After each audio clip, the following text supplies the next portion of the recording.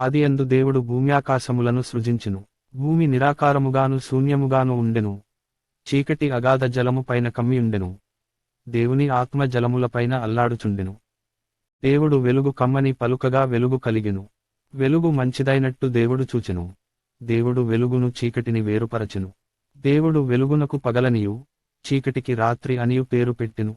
అస్తమయమును ఉదయమును కలుగగా ఒక దినమాయెను. మరియు దేవుడు జలముల మధ్య నొక విశాలము కలిగి ఆ జలములను ఈ జలములను వేరుపరచును గాకని పలికెను.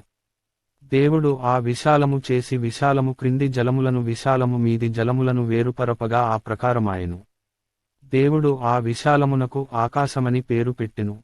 అస్తమయమును ఉదయమును కలుగగా రెండవ దినమాయెను. దేవుడు ఆకాశము క్రిందనున్న జలము ఒకచోటనే కూర్చబడి ఆరిన నేల కనబడును గాకని పలుకగా ఆ ప్రకారమాయెను.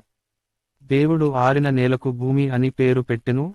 జలరాశికి ఆయన సముద్రములని పేరు పెట్టెను. అది మంచిదని దేవుడు చూచెను. దేవుడు గడ్డిని విత్తనములిచ్చు చెట్లను భూమి మీద తమ తమ జాతి ప్రకారము తమలో విత్తనములు గల ఫలమిచ్చు ఫలవృక్షములను భూమి మొలిపించుగాకని పలుకగా ఆ ప్రకారమాయెను. భూమి గడ్డిని తమ తమ జాతి ప్రకారము విత్తనములిచ్చు చెట్లను తమ తమ జాతి ప్రకారము తమలో విత్తనములు గల ఫలవృక్షములను మొలిపింపగా అది మంచిదని దేవుడు చూచెను. అస్తమయమును ఉదయమును కలుగగా మూడవ దినమాయెను. దేవుడు పగటిని రాత్రిని వేరుపరచునట్లు ఆకాశ విశాలమందు జ్యోతులు కలుగును గాకనియు అవి సూచనలను కాలములను దిన సంవత్సరములను సూచించుటకై ఉండుగాకనియు భూమి మీద వెలుగిచ్చుటకు అవి ఆకాశ విశాలమందు జ్యోతులై ఉండుగాకనియు పలికెను. ఆ ప్రకారమాయెను.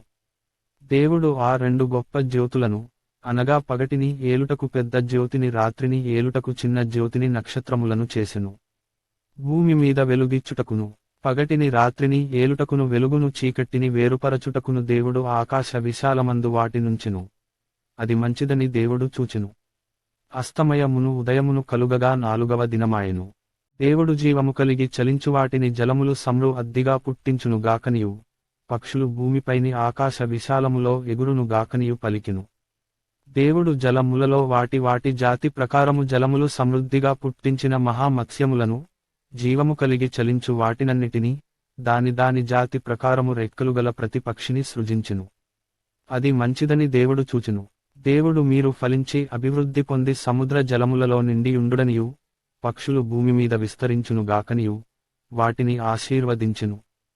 అస్తమయమును ఉదయమును కలుగగా ఐదవ దినమాయెను. దేవుడు వాటి వాటి జాతి ప్రకారము జీవముగల వాటిని అనగా వాటి వాటి జాతి ప్రకారము పశువులను పురుగులను అడవి జంతువులను భూమి పుట్టించుగాకని పలికెను. ఆ ప్రకారమాయెను. దేవుడు ఆయా జాతుల ప్రకారము అడవి జంతువులను ఆయా జాతుల ప్రకారము పశువులను ఆయా జాతుల ప్రకారము నేలను ప్రాకు ప్రతి పురుగును చేసెను. అది మంచిదని దేవుడు చూచెను. దేవుడు మన స్వరూపమందు మన పోలికే చొప్పున నరులను చేయుదము. వారు సముద్రపు చేపలను ఆకాశ పక్షులను పశువులను సమస్త భూమిని భూమి మీద ప్రాకు ప్రతి జంతువును ఏలుదురుగాకనియు పలికెను. దేవుడు తన స్వరూపమందు నరుని సృజించెను. దేవుని స్వరూపమందు వాని సృజించెను. స్త్రీనిగాను పురుషునిగాను వారిని సృజించెను. దేవుడు వారిని ఆశీర్వదించెను. ఎట్లనగా మీరు ఫలించి అభివృద్ధి పొంది విస్తరించి భూమిని నిండించి దానిని లోపరచుకొనుడి. సముద్రపు చేపలను ఆకాశ పక్షులను భూమి మీద ప్రాకు ప్రతి జీవిని ఏలుడని దేవుడు వారితో చెప్పెను. దేవుడు ఇదిగో భూమి మీదనున్న విత్తనములిచ్చు ప్రతి చెట్టును విత్తనములిచ్చు వృక్షఫలముగల ప్రతి వృక్షమును మీకిచ్చియున్నాను. అవి మీకాహారమగును. భూమి మీద నుండు జంతువులన్నిటికిని ఆకాశ పక్షులన్నిటికిని భూమి మీద ప్రాకు సమస్త జీవులకును పచ్చని చెట్లన్నీయు ఆహారమగునని పలికెను. ఆ ప్రకారమాయెను. దేవుడు తాను చేసినది యావత్తును చూచినప్పుడు అది చాలా మంచిదిగా నుండెను. అస్తమయమును ఉదయమును కలుగగా ఆరవ దినమాయెను.